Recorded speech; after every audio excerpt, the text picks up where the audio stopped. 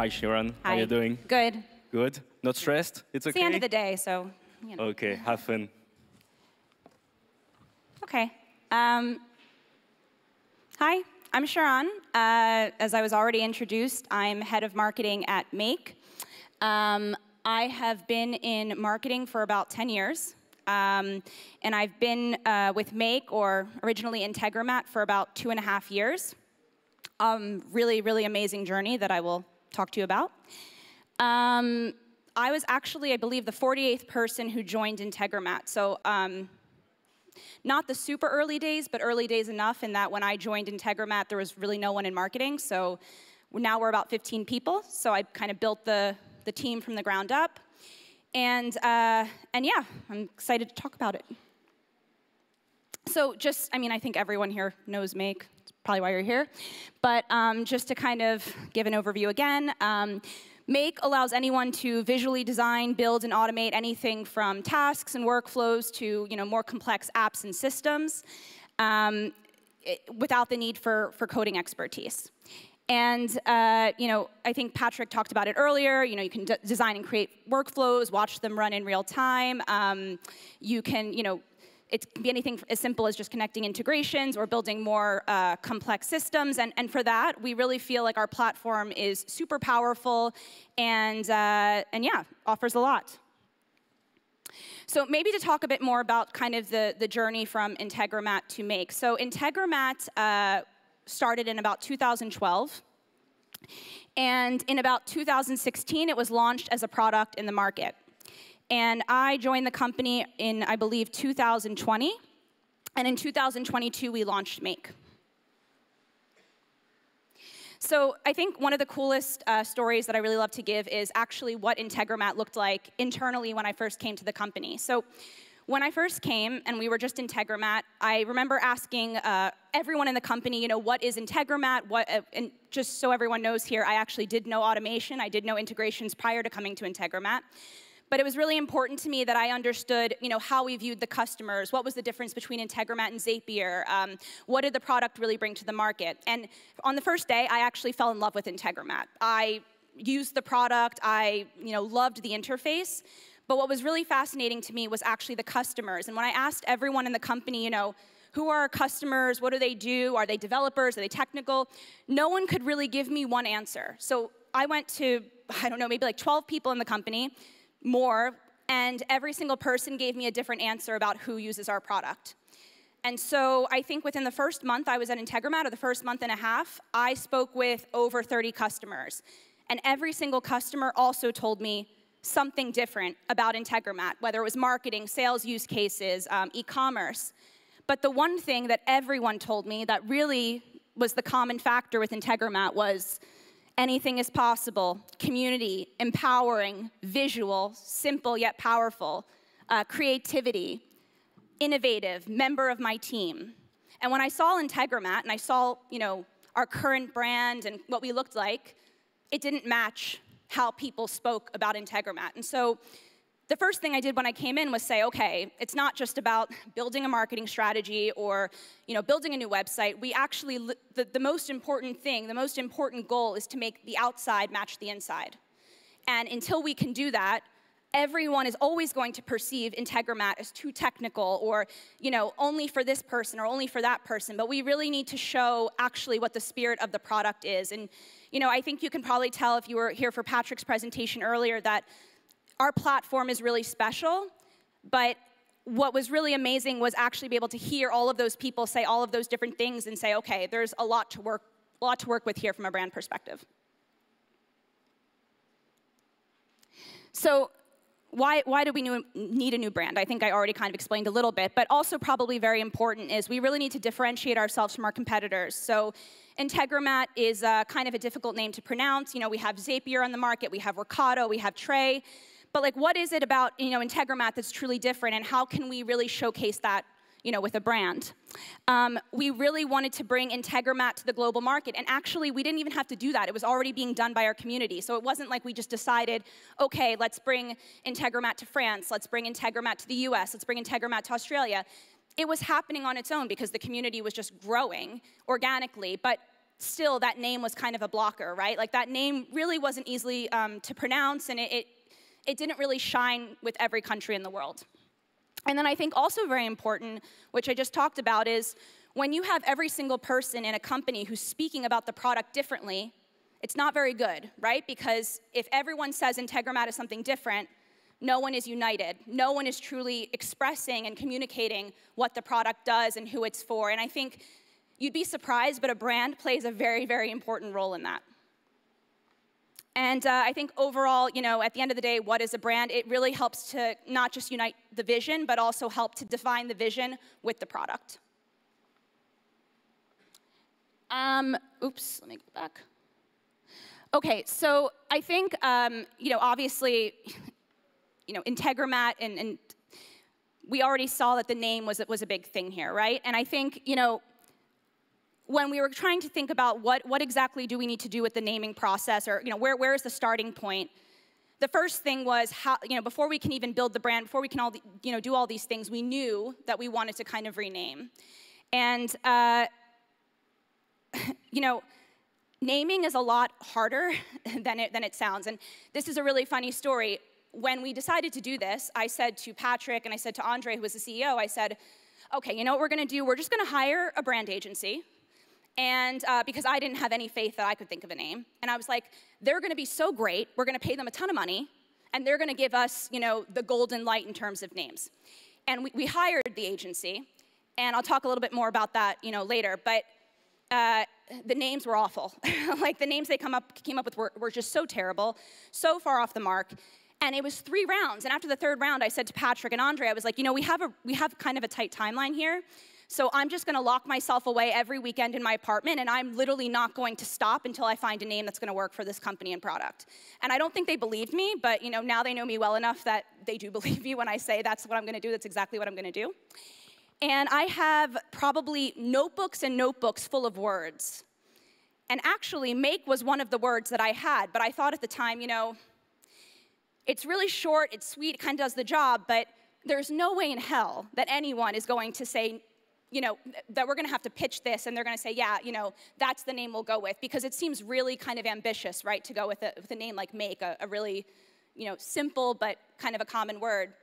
And actually, I was in Disney World at the time, and, you know, I was in a call and was trying to really kind of get the name process going, and, like, in that moment, and I don't know if it was because I was in Disney World, and, you know, I pitched the name and kind of went for it, and actually, here we are today, make has stuck, and it's working. But it's kind of one of those things where that took probably about 8 months to get to that point. So just to kind of put it into perspective, a name doesn't happen in a day. It doesn't happen in a few hours. It happens after a million notebooks full of words, and hopefully you land on, you know, kind of the right thing. But at the end of the day, what we really wanted, and what I wanted when I was working on this, was I wanted a name that was going to be memorable. I wanted a name that was going to be easy to pronounce.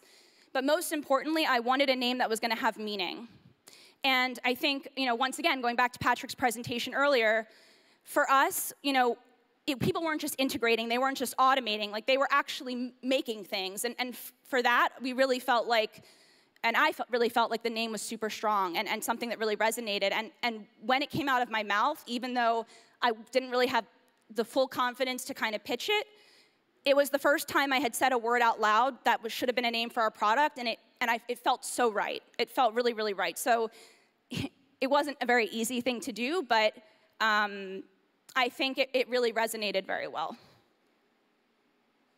And you know, to go a little bit past the name, because the name isn't everything, you know, what's in a brand really? Because, you know, okay, the name is one part, but the other part is also the identity, you know, the visual aspect, it's the logo, it's the story you're telling, it's the mission, it's the vision. It's really the emotional connection that you have with a product or a company. What it isn't is it's not something, you know, we talk about once and then we never talk about it again. And it's not a fundamental change to the product. And I think that's very important, because when we announced Make, when we brought Make, it never felt for us like we were changing the direction of the product, that we were changing our future. It actually felt for the first time that our product and brand matched, that it felt like we were kind of going into the future together. And that was really important when we were doing this.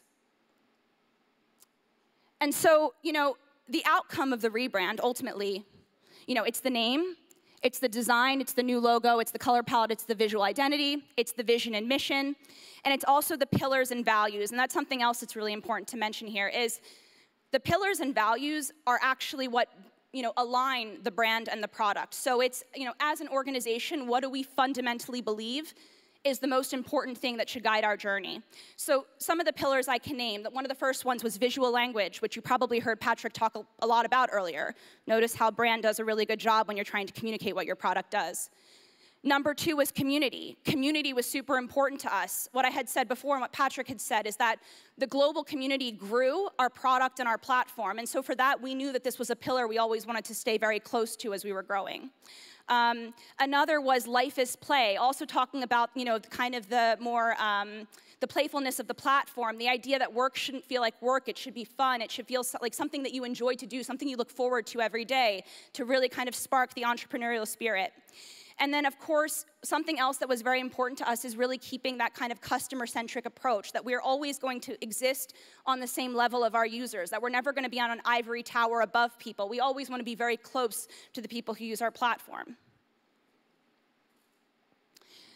And I think another very important thing to mention is what made our launch truly unique. So I think, I said obviously the name was very difficult, the brand has a lot of work, but we didn't just launch a brand.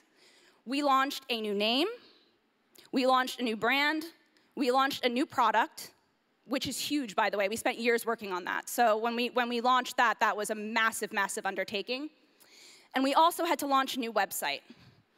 And I think, if you understand the full breadth of what goes into these things and the timeline that we had, it was probably the craziest project I've ever done in my life, and I don't think I would ever want to do it again because a lot went into it. But I just want to kind of put into perspective that a brand is a massive undertaking, but when you have to do all of these things at once and hope it lands and hope you haven't made a massive mistake when you introduce it to the public, it's a bit nerve-wracking. So I just want to now talk about the timeline.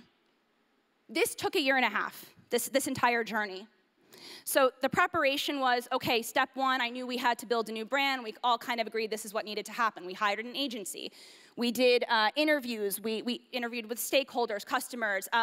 Me, Patrick, Andre were in meetings, workshops, trying to really get, kind of what is it, like the undercurrent of the company.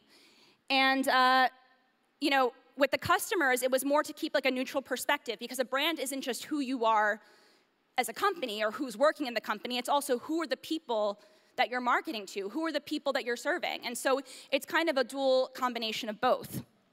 And then there was also, the planning stages, which was choosing a name, building a brand strategy, doing the website mapping, doing the product positioning. We couldn't any longer, we can't just swap in make for how we were talking about Integromat, it wouldn't work. If we were to switch those sentences, we wouldn't actually translate the brand into the new way of speaking about make. So we had to completely transform how we were talking about ourselves and the product. And then, of course, we had to do the build-up, which was creating the design, updating and creating the internal assets, creating the external assets that goes to the market, holding internal workshops and enablement meetings, and kind of defining everything that goes with that. And then there's the launch, right? So the launch itself isn't just like, let's take those assets and let's put them on the market. It's how do we make the biggest possible impact when we launch that brand? How do we make sure that people who never even heard of us before are now hearing about Make? And that alone is a huge strategy and a huge project that, that you have to prepare for. And you have to do enablement sessions with all the partners. You speak with PR. You're doing even bigger creative assets. And you have to make sure that when that date comes, and we had a fixed date, which was February 22nd, 2022. That was the date, and we were told, you cannot launch any later. And so, that's what I heard. I was like, okay, we will make that date at whatever, I said, I'm like, if me and my team have to literally work morning to night to get there, which we did the week of, but not, thankfully, too many weeks ahead of time, we have to make that date. So you really, at a certain point, you realize, okay, here's all the things I want to do, but in reality, here's the most important things that I need to do to make sure that on that date we can all launch.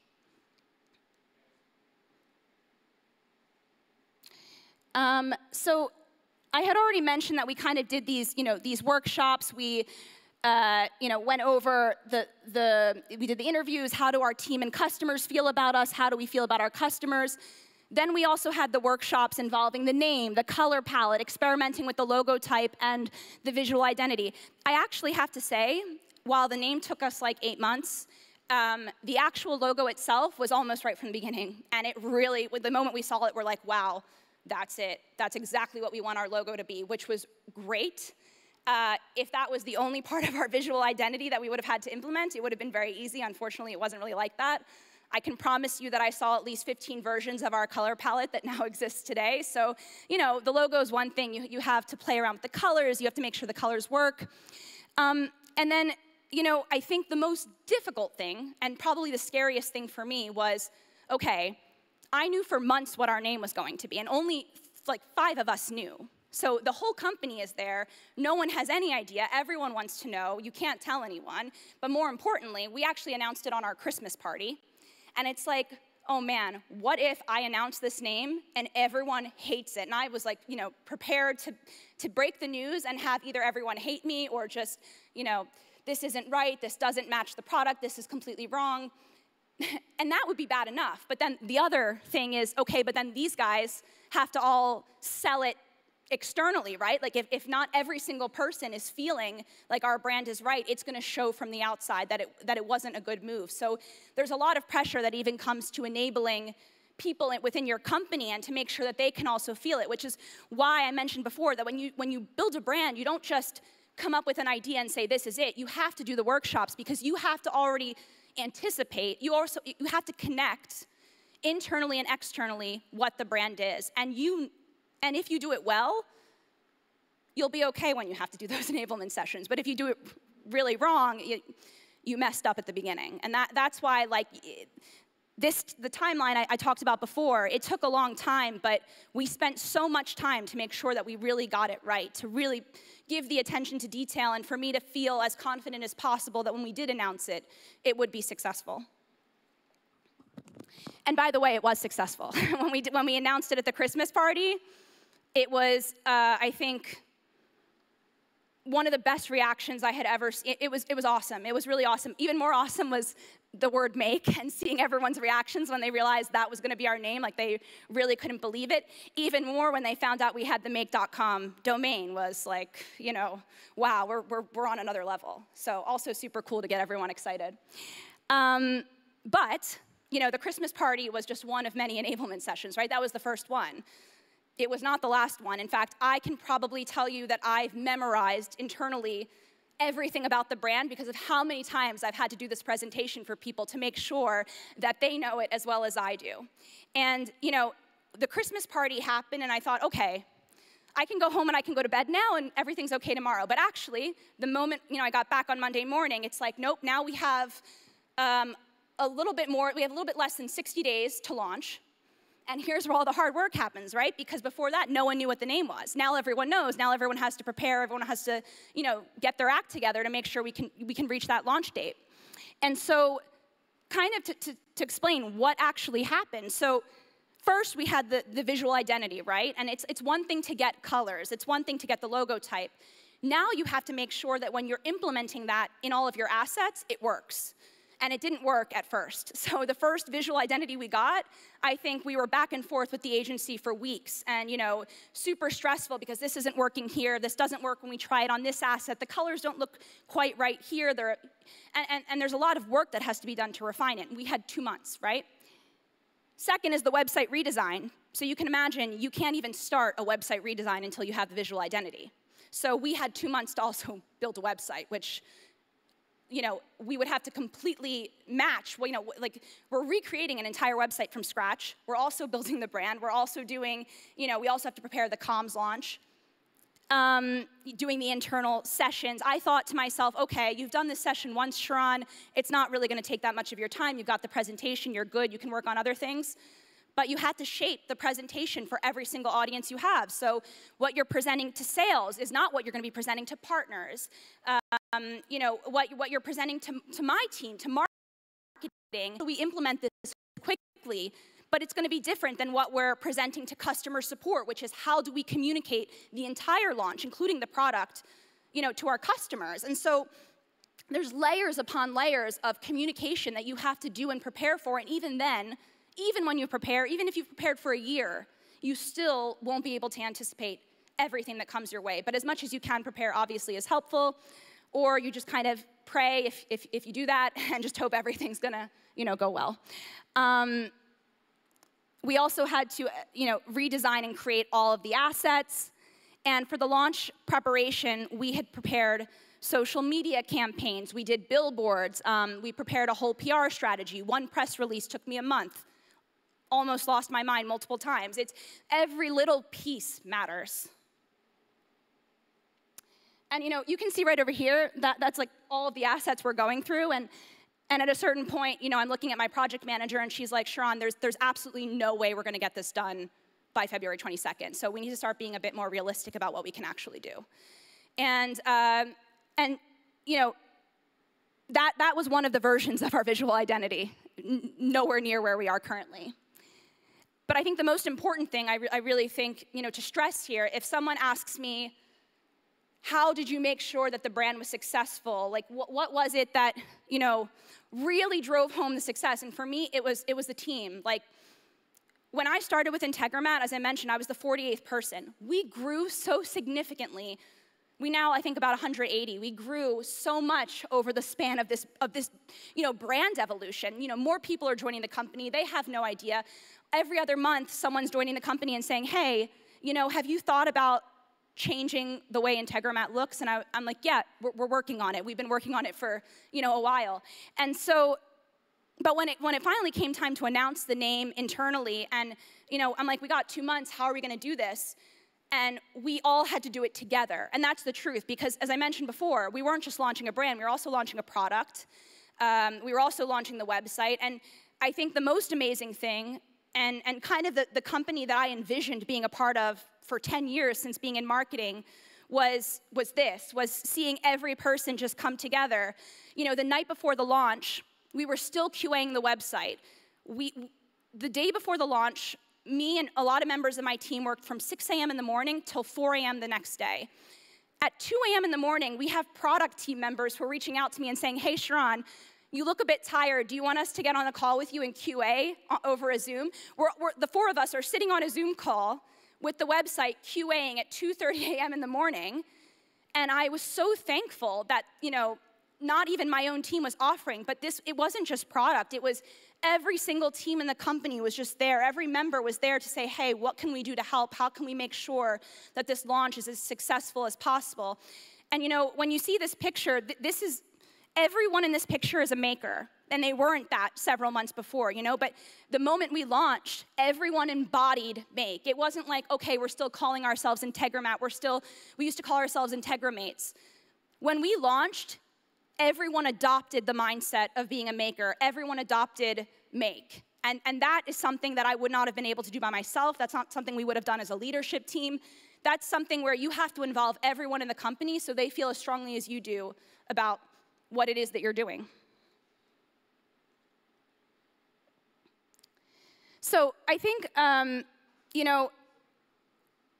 maybe to go back about how exactly to communicate within, and I think this is, just a few tips from my side. Obviously, it's the workshops. It's making sure that you're not so far off the mark that when you announce it, everyone's like, what is that? That doesn't make any sense, or that's not the product. But I think the other thing as well is making sure that you're giving the right messaging to the right people. You don't want to overwhelm them with information. You don't want to overwhelm them. You need to be so just clear and simple and to the point. So what did I present? I presented the vision and the mission. Our vision was a world where everyone has the power to innovate without limits. It's really simple, but everyone understood it, and everyone felt empowered by it. It's the pillars that I had mentioned earlier. It's letting everyone see. When we did the presentation and we first announced the name, we showed Integromat, and we showed the evolution of the dominoes, our logo, into make. And that's how we introduced it. So we really built up the hype around the name. We really built up the hype around the brand. When people had questions, when they weren't sure about something, we always answered. We always made sure that we really kind of got the narrative down, that they understood why we were make, why we were doing this, why now was the time to launch it. at the end of the day, there's nothing worse than having different people in the company with a different story. But if you involve everyone in the narrative and you make everyone a part of the story, everyone adopts the story, everyone understands. And I think that that's, you know, that was the key thing here, is that everyone really did own that story and communicated that story. And, you know,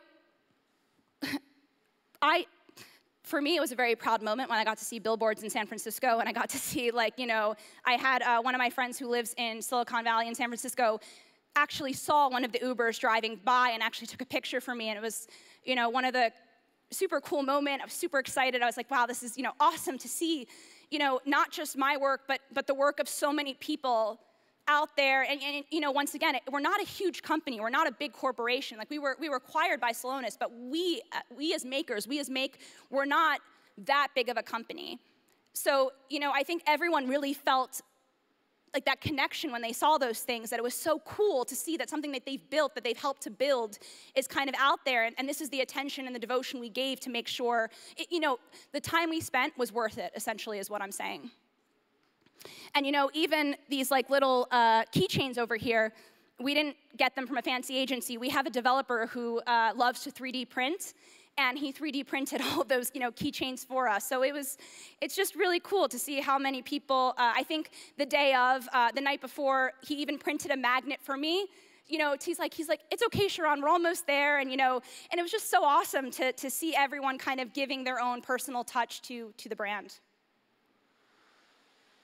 And of course, you know, it wouldn't have truly been a launch if we hadn't celebrated. And we definitely celebrated. We celebrated a lot. I slept, I think, the best I'd slept in a very long time that weekend. But truly, you know, the celebration was even greater, because despite the fact that we were kind of nervous about the launch, despite the fact that things were, you know, seemingly a bit tense before, we really felt like the launch was super successful. And if you ask any person in the company, you know, was the launch a success overall? Were there things we could have done better? Absolutely. But overall, it was a huge success. And I think the last thing I'll just mention, you know, some of the do's and don'ts. I touched on a few of them, but I'll say them again. You know, the internal research, engage with the stakeholders in the team, understand the value of the brand that you're building. Find an agency that connects with you. At the end of the day, I did the majority of the brand strategy, and I kind of regret that a little bit, but actually, that's normal. An agency is not going to be an end-all, be-all. Don't expect an agency to be an end-all, be-all. That's the worst thing you could do, is expect, I'm just going to hire an agency and they're going to do everything for me. They won't. I promise you. I've been through a few of them. They won't. You have to be the one. There has to be someone who's driving innovation and someone who's driving the idea, and the agency will be very good at executing. They designed our logo type. They did a lot of, they really organized the workshops well, but you need to have the idea from within. And I think, you know, that's one of the don'ts, but the other one is really don't create a story that doesn't exist, and most importantly, don't rebrand without understanding the investment, because it wasn't just an investment of money, it's also an investment of time, investment of resources, but more importantly, if you invest and you don't invest in the proper way, you'll have invested a lot without a good outcome. So that's it. Thank you.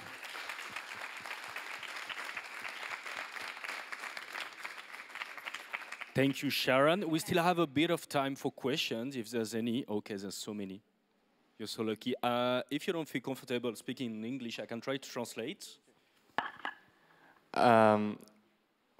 Without talking about the agency choice, if you were to go through another rebrand again, what would you do differently? Like, the only thing, you have just one choice, what would you do differently? In my head, I want to say I wouldn't go with an agency, but that's not completely true.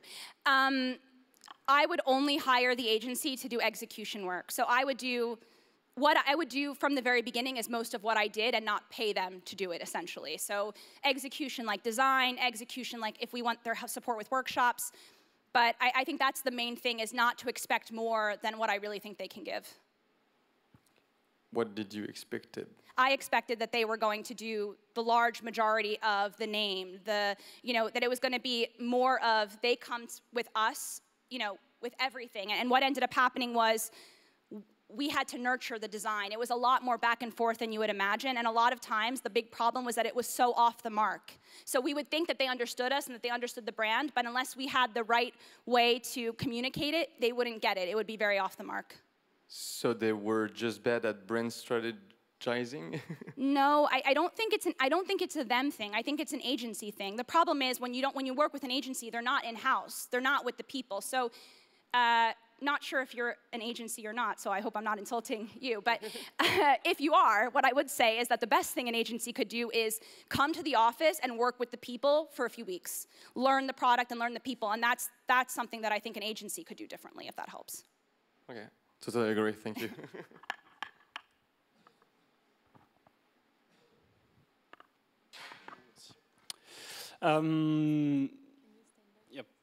Yeah, just to know, to tell a little bit, Make, this is quite a good name, I think so, because when I started in marketing, the first time I heard about Integromat, I was a little bit tricky about it, because I was thinking this is like, for when you start your presentation, you told that Integromat was only like 5 years old. But I was thinking this is like Excel and other application like that. I was thinking this is like a really old thing. And before Integromat is finished, I want to know something. What does it mean? I think this is a mix between integration and mathematics. I don't know. I think it's integration and automation. Am I right, Patrick? Integromatic, yeah, exactly. Okay, thank you. So you were right. There is 2 questions on the front row. Okay. Yeah. Hi. Thanks for the presentation. I was thinking, how much does it cost the make.com URL? I knew someone was going to ask that. And you know what? I can't give the answer, especially while being recorded. And even off record, I can't give the answer. But what I can tell you is, it's make.com, so what do you think? Okay. Thank you. Hi. Yeah, sure. Hi. I was wondering, you set the date in advance for the launch. How much in advance did you decide it would be February 22nd, 2022? In the beginning of November. That's when we found out, so not a very long period of time. Hi. Did you get some inspiration or learning from other stories of rebranding on the tech, like Vercel and Facebook on Meta, etc.? You mean like watching other brands, like what they were doing? You know, honestly, maybe I should have mentioned this in the presentation. When I knew the agency wasn't going to step up to the plate, I ended up doing the brand strategy myself, and I didn't look at other SaaS brands. Actually, the brands that I paid attention to was Minecraft, was Apple, was I thought what I thought was not what other brands are doing. Because if you just copy what other brands have done, you're not going to the root of what your brand is. So I went looking for. I think I mixed up the reviews of Minecraft and Integromat, and at one point I couldn't tell which was which. And that's when I was like, okay, these are the ones to pay attention to. And it's not about the design, it's not about the colors, but it's like, what is the story that they're telling and how do they tell it? Hi, thank you for the talk. I was just wondering, on one of the slides you presented a timeline of the project, like the process, and I saw that the naming came before the vision and the mission. I was wondering. No, it didn't. It didn't. It came. I mean, it did. It did in some ways, but let me explain that. Yeah. The workshops are where you're actually taking all of the information, right? So the vision and the mission don't come. You know, they come. The workshops is the foundation of, and the data you gather, the information you gather, that's the foundation of the strategy. That's how you determine the name. That's how you determine the vision and the mission. So, yes, the name came first, but not in the sense of we came up with the name and then we did the vision and mission based off the name. It just came from the same place on when we were building it. Okay, thank you. Hi, first of all, great presentation, and thank you so much. I have a question. In terms of retention of your actual customers, the Integromat ones, because I was using it, but like very lightly, and I think all of us here were super surprised in a good way by the rebrand. It was amazing to see. But did it have an impact in terms of retention of customers? So maybe the important thing to mention here is we don't know yet, so I can't give you an honest answer. I can tell you that I don't think a negative impact. I think the thing is we had to actually migrate our users, or we're in the process of taking everyone from Integromat to Make. So I can't give a straight answer, but what I can say is we're at a good pace of where we would have wanted to be, so we don't see any negative impact in that regard from the launch at all. Well, that's great. Thank you.